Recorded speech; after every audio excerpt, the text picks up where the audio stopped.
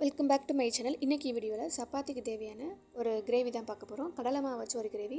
தேவையான பொருட்கள் பார்த்தலாம். பெரிய வெங்காயம், பூண்டு, தக்காளி, கொத்தமல்லி, பச்சை மிளகாய். ஃபஸ்ட்டு ஆயில் ஹீட் பண்ணதுக்கப்புறம் கடுகு, உளுந்தம் பருப்பு, பெருஞ்சீரகம் போட்டு அது பொரிஞ்சதுக்கப்புறமா கட் பண்ணி வச்ச பெரிய வெங்காயம், பூண்டு, பச்சை மிளகாய் போட்டு நல்லா வதக்கிக்கோங்க. வதங்கினதுக்கப்புறமா கட் பண்ணி வச்ச தக்காளி போட்டு லைட்டாக தண்ணி தெளித்து விட்டு வதங்கட்டும். லைட்டாக வதங்கினதுக்கப்புறமா ஜீரகம் போட்டு அதுவும் மூடி போட்டு வேக வச்சுக்கலாம். தக்காளி கொஞ்சம் 50% வெந்ததுக்கப்புறமா பெருங்காயம் போட்டு அதையும் நல்லா வதக்கிக்கோங்க. அதனால் தக்காளி மசியை விட்டு வேக வச்சதுக்கப்புறமா இப்போ பொடி ஆட் பண்ணிடலாம்.